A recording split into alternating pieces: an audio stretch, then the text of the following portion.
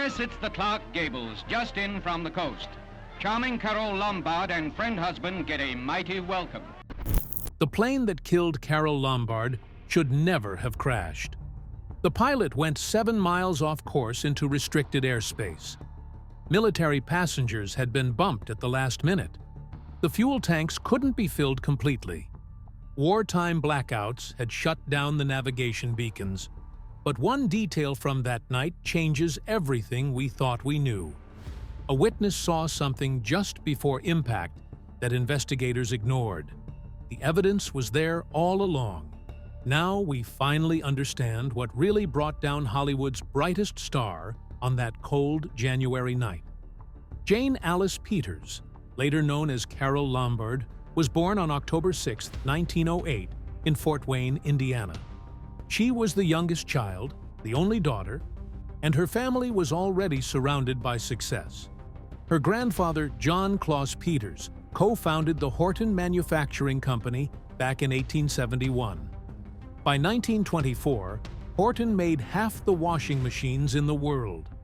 He also owned the Peters Box and Lumber Company and built the Wayne Hotel in 1887. Her father and mother raised Jane and her 2 older brothers in what felt like a mansion of comfort and privilege.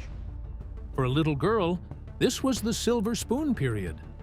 But storms don't always give a warning. In March 1913, the rivers in Fort Wayne burst. 11 inches of rain fell in 2 storms, flooding everything. 6 people died, 4 of them orphan girls. Jane was just 4 years old, standing in a city where over 15,000 people lost their homes. Her family's house had one of the only phones in the neighborhood, so it turned into a rescue center. Her mother, Bessie, helped people gather food and clothes, and Jane helped too. She later joked it was her first time almost drowning, but something deeper stuck with her. That flood didn't just wash out the streets. It planted something strong in her that never left. By 1914, her home life cracked. Her father's injury made him unstable. His moods turned violent. Her mother had enough. She packed up the kids, crossed the country, and moved them to Los Angeles near Venice Boulevard. They never went back. Her father stayed in Indiana, sending money. But the marriage never healed. Jane was 6 when she stepped into California, and the film industry was just finding its voice. It was a world about to explode, and Jane was standing right beside it. By 12, she was winning trophies for running, swimming, and volleyball. She could jump farther and play harder than most boys, and one afternoon in 1921, she was playing baseball when a director named Alan Dwan spotted her. He saw a little tomboy knocking the hell out of the other kids and needed someone just like her for a film. He cast her in A Perfect Crime, which filmed over 2 days. It didn't make her famous. It probably doesn't even exist anymore. But something lit up in her. She had tasted it. By age 15, she was queen of her school's May Day Carnival. By 16, in October 1924, she signed a contract with Fox Film for $75 a week, which would be about $2,300 a week today. Her mother, Bessie, had helped arrange the test through gossip queen Luella Parsons. The studio didn't like her last name, so they called her Carole Lombard. She later added an E to Carole for luck. Her early roles didn't ask for much. She'd simper, scream, and smile at cowboys like Tom Mix and Buck Jones. That was the job. Then came the crash. On September 19, 1927, she was 18, riding with her 16-year-old date Harry Cooper along Santa Monica Boulevard when his car smashed into another. Jane flew through the windshield. A shard of glass sliced her face from the bridge of her nose across her left cheek to below her eyebrow. 14 stitches. No anesthesia. Her eyes were taped shut for hours, and she couldn't get out of bed for 10 days. She and her mother sued Cooper for $35,000, claiming she couldn't work anymore, though she'd been earning $300 a month as a Sonette girl. they settled for $3,000. The scar stayed. Makeup helped, but couldn't hide it completely. So she started learning where to stand, where the lights should hit, how to angle her face.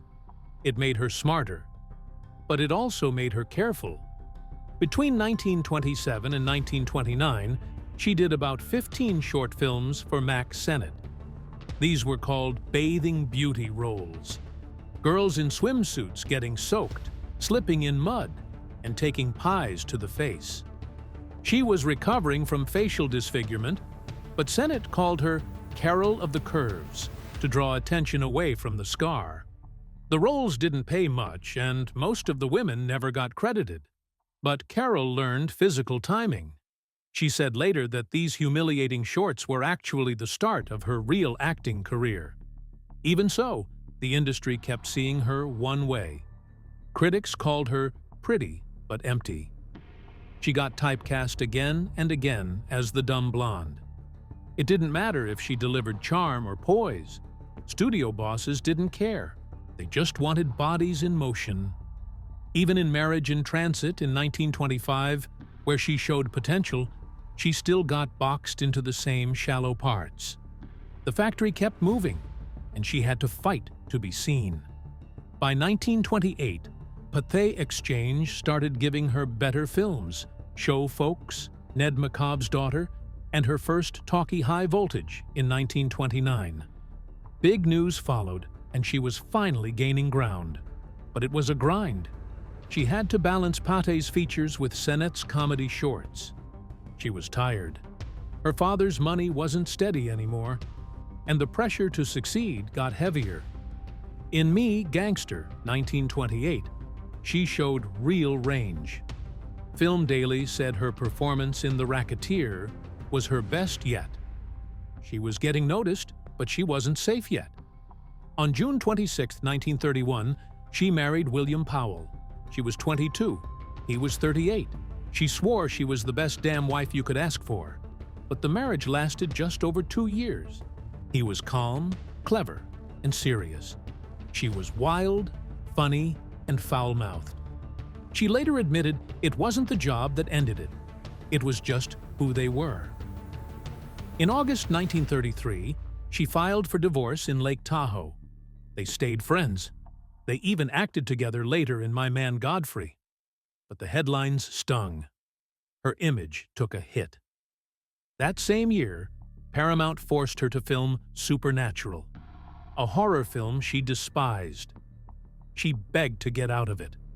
She threatened everything short of murder to escape the script. She hated the director, hated the lines, called him a deli clerk. On March 10, 1933, during production, a massive earthquake shook Long Beach. It rattled the set and everything in it. By March 20th, the retakes were done. She never went near horror again. But the studio didn't get it yet. They still didn't see her true strength. In 1930, her contract with Paramount started at $350 a week. By 1936, it had climbed to $3,500. Her talkie debut was Safety in Numbers. Critics called her an ace comedienne. Still, she stayed nervous about the scar. She always worried about angles, lighting, placement. It never left her mind. In It Pays to Advertise in 1931, she was finally starting to find her voice. Fast dialogue, sharp wit. Photoplay said it had plenty of speed and lots of laughs. She finished 5 films between late 1930 and mid-1931, almost factory speed. Her name was rising. Carole Lombard didn't ease into stardom. She slammed into it with a mix of wit, fire, and heartbreak that Hollywood never quite knew how to handle. In February 1934, she danced her way across the screen in Bolero, locked in sensual choreography with George Raft as Ravel's music burned underneath. It cost Paramount about $500,000 to make, but brought in far more. The scenes were bold, with Sally Rand's notorious fan dance pushing the edge even further. Carole had turned down the lead in It Happened One Night to film Bolero, a move that cost her an Oscar but gave her something else: range. She wasn't just funny. She was dangerous and beautiful, and people noticed. Paramount did too. They put her with Raft again in Rumba the next year, but lightning didn't strike twice. Everything changed a few months later when director Howard Hawks saw her at a party, drunk and loud and completely unfiltered. He thought she was perfect for 20th century and cast her opposite John Barrymore. But on set, she stiffened. She tried too hard. So Hawks lied. He told her Barrymore had called her talentless behind her back. Lombard didn't even hesitate. She said she'd kick him where it hurts. Hawks told her to do it.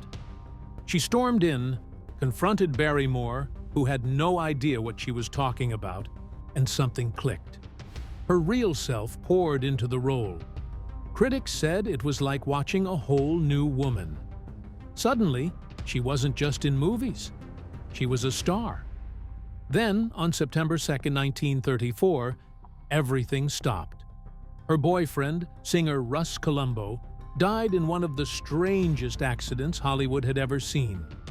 He was visiting a friend, Lansing Brown, who was playing with an antique pistol. A match got caught in the firing pin. The gun fired, bounced off a table, and hit Columbo in the head. He was 26. Lombard was supposed to have dinner with him that night. Instead, she stood next to Bing Crosby at the funeral. She told the press they were engaged. She never spoke of him in depth again. Some say the grief never left her. Maybe it never did. In November 1935, she found her rhythm again in Hands Across the Table. She played a manicurist looking to marry rich, but falling for Fred MacMurray's broke charm. The chemistry was so strong that they made 3 more films together. The audience couldn't get enough. Neither could Paramount. Her salary jumped from $350 a week in 1930 to $3,500 a week by 1936. That same year, she starred in My Man Godfrey, playing Irene Bullock, opposite her real-life ex-husband, William Powell. He had demanded she be cast, but never told the studio why. Filming ran from April 15th to May 27th, 1936. She made $45,000, while Powell made $87,500. The movie cost $575,000 to make and earned 6 Oscar nominations. She got her only nod for Best Actress, but lost to Louisa Rayner. Still, critics agreed this was her best performance.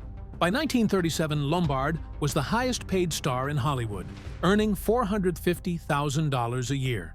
It was more than 5 times what President Roosevelt made. When reporters questioned it, she smiled and said 80% went to taxes, and she was happy to help the country. Roosevelt sent her a letter to thank her. That same year, she and Clark Gable bought a 20-acre ranch in Encino for $50,000. The house was over 7,000 square feet, with groves, stables, and a pigsty. They lived like farmers, not stars. She only made 1 Technicolor film, Nothing Sacred, released November 25, 1937. It ran just 77 minutes, but she loved it. In it, she faked a fatal illness and fooled the media. Satire fit her like a glove. Earlier that year, in Swing High, Swing Low, she and MacMurray played cabaret performers whose love is tested by fame and alcohol. It showed that she could do more than comedy. The film earned praise and gave her room to grow. But in 1938, she stumbled. Fools for Scandal, her only film with Warner Brothers, was a mess. Audiences hated it. Critics didn't hold back. Even she admitted it was bad, saying the only nice thing anyone told her was how good she looked. Then in 1939, she picked herself up again with In Name Only, alongside Cary Grant. She played a widow in love with a married man. She made $150,000 for it. The film was a modest hit, and critics saw a different side of her, deeper, more serious. That same year, she eloped with Gable. They had first worked together back in 1932 on No Man of Her Own, but sparks didn't fly then. She later said he gave her nothing. But everything changed at the Mayfair Ball in January 1936. She was 27, he was 34. She showed up with Cesar Romero. He came alone. They danced, flirted, laughed. He invited her to his hotel. She cracked, "Who do you think you are, Clark Gable?" From that night on, they were never apart more than 6 days. They got married in Kingman, Arizona on March 29, 1939. They were both still working. In 1939, she starred in Made for Each Other with James Stewart. They played a couple who married after one day, then struggled through the Great Depression. Their baby nearly died, and the plot turned into a race to deliver medicine by plane. It didn't do well at the box office, but it showed how far Lombard could stretch. Then, in 1940, she made Vigil in the Night, a dark nursing drama. She turned down a light comedy just for the chance. She wanted an Oscar. She didn't get one, but she gave it everything. That same year, she took on They Knew What They Wanted, playing an Italian waitress opposite Charles Laughton. Critics were mixed, and the movie eventually vanished from TV due to rights issues. But Lombard kept pushing. She wasn't always serious, though. In 1941, she made Mr. and Mrs. Smith with Alfred Hitchcock. On the first day, she brought 3 cows onto the set, labeled with the names of the cast. Her joke about Hitchcock's infamous comment that actors were cattle. She even directed his cameo scene.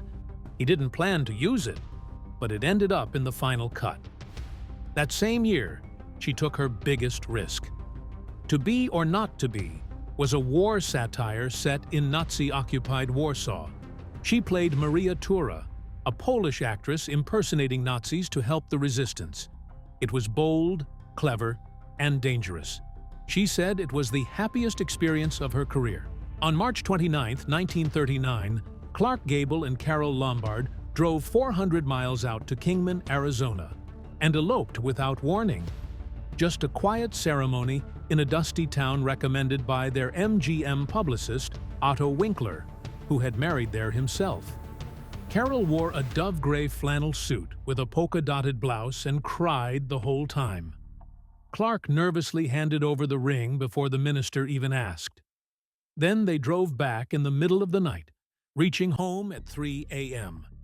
And just a few hours later, they were standing on their front lawn, smiling for reporters. They moved into a 20-acre ranch in Encino, a $50,000 property Carole had bought from director Raoul Walsh. The house had 9 bedrooms. She redecorated it in a rustic American style. But her bathroom was covered in white marble with wraparound mirrors and crystal lights. They called each other Ma and Pa. They didn't throw wild parties or chase the spotlight. They raised chickens, planted citrus trees, and hosted quiet dinners with close friends. Carole turned that place into a home, even while the outside world kept pulling them back toward chaos. The chaos came quickly. In 1940, Clark was forced into a film he didn't want to do, Strange Cargo, with Joan Crawford, who was fighting to keep her career alive after being labeled box office poison. Joan had insisted on Clark as her co-star, even though he had no interest. They'd had a brief fling years earlier, but now he was married and fully devoted to Carole. That only made Joan more bitter. She whispered things to him between scenes, things that made him storm off the set while she laughed. The tension was thick. Clark hated the script, didn't want to be there, and couldn't hide his frustration. Joan later said she never thought Clark would make a good husband, especially not to a woman with her own rising fame. But then came Carole, and all of Joan's chances vanished. Carole wanted children badly. Right after their wedding in 1939, she began trying every month. On August 5th, she was rushed to Good Samaritan Hospital. Publicly, it was called acute appendicitis. But the truth was, it had been a miscarriage after horseback riding. Dr. Norman Williams, a gynecologist who had just delivered her secretary's baby, performed the surgery. By November, people started whispering about adoption. The couple pushed back, saying they wanted a child of their own, the Gable brand. In 1940, Carole scaled back her film work to just 2 movies, hoping to get pregnant. Every new rumor forced her to defend herself in interviews. When it became too much, she threw herself into the ranch, filling it with horses, chickens, cats, and dogs. Each pet gave her comfort. Each failure left her more quiet. In December 1940, after almost 2 years of failed attempts, Clark and Carole traveled across the country to Johns Hopkins Hospital in Baltimore. She was operated on by Dr. Richard W. Tillind, one of the top gynecologists in the country, on January 1, 1941. Clark also underwent a painful jaw surgery. While there, they met the governor, visited the Naval Academy, and signed a body cast for an 11-year-old girl named Agnes Valentine. Before leaving, they sent 68 pounds of chocolate to the Children's Hospital. But the rumors didn't stop. By the summer of 1941, people still thought Carole was pregnant. She wasn't, and she was tired of saying so. Then the war came. After Pearl Harbor on December 7, 1941, Carole pushed Clark to join the Hollywood Victory Committee. When he didn't feel up for the public role, she stepped in. She volunteered for a war bond tour in his place and headed to Indianapolis in January 1942. On January 15th, she raised over $2 million in a single day, 4 times her quota. She sang the Star-Spangled Banner in front of 12,000 people, signed autographs, and smiled through the exhaustion. When someone asked where Clark was, she just said, "At home. One of us has to work." But Carole didn't want to stay away any longer. She was desperate to get back to Clark. Her mother Elizabeth and Otto Winkler begged her to take the train. They both feared flying.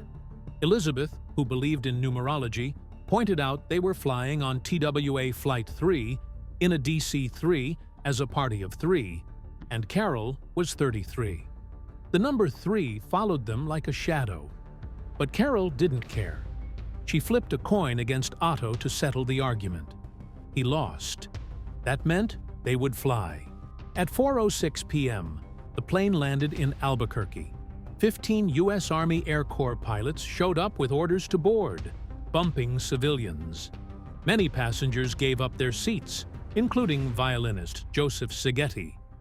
But Carole refused. She reminded the staff she had just raised $2 million and said she wasn't giving up her spot. The airline caved. Her luggage was heavy. The military gear added more weight. The fuel tanks couldn't be filled all the way. That meant an extra stop would be needed. After refueling in Las Vegas, TWA Flight 3 took off at 7:07 p.m.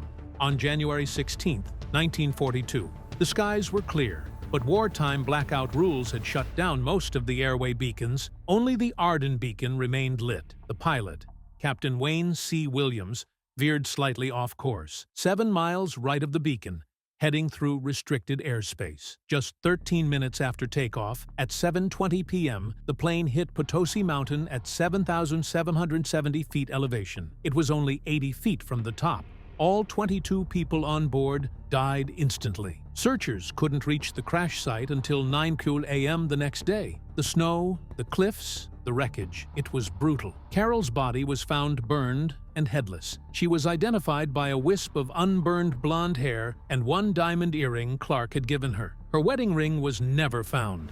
Clark offered $10,000 to anyone who could find it. People kept searching for years. Some still do. As soon as Clark heard, he flew to Las Vegas with MGM staff. He didn't speak during the flight. Everyone could see he already knew. At the mountain base, he begged to join the rescue team. They said no, but later, when no one was looking, he tried climbing the peak himself. He slipped on the ice and had to be led back down, out of breath and broken. When Eddie Mannix returned from the crash site, he handed Clark the single charred ruby left from the earring set. Clark wore it around his neck until the day he died. The funeral was held on January 21, 1942. at Forest Lawn Memorial Park in Glendale, exactly as Carole had written in her will on August 8, 1939. Only 46 guests were allowed. William Powell came with his wife. Spencer Tracy was there. So was Myrna Loy. President Roosevelt sent a telegram calling her a star the nation would never forget. He later awarded her the Presidential Medal of Freedom. She was the first woman to die in the line of duty during the war. Clark collapsed. He stopped eating, drank constantly, lost 20 pounds, and watched her old movies late into the night using the projector she had given him for Christmas. He wore a locket with her hair and ruby inside it. When MGM tried to stop him from joining the Army, he forced his way in. He told friends he didn't care if he lived or died. From May to September 1943, he flew 5 combat missions. On August 12th, a 20mm German shell tore through his B-17 bomber and clipped the heel of his boot before exiting near his head. It didn't explode. He barely survived. 2 years to the day after her war bond tour, the SS Carole Lombard was launched, with Clark standing there in uniform. The ship would go on to rescue hundreds in the Pacific. Her last movie, To Be or Not to Be, came out 2 months after her death. It was a comedy about Nazis. People weren't sure anyone would laugh, but they did. The film was preserved in the National Film Registry in 1996. In 1999, the American Film Institute ranked Carole Lombard as the 23rd greatest female screen legend of all time. When Clark Gable died on November 16, 1960, at age 59, his 5th wife, Kay, had him buried beside Carole in the crypt he had bought for her 18 years earlier. He had bought 3, one for Carole, one for her mother Elizabeth, and one for himself.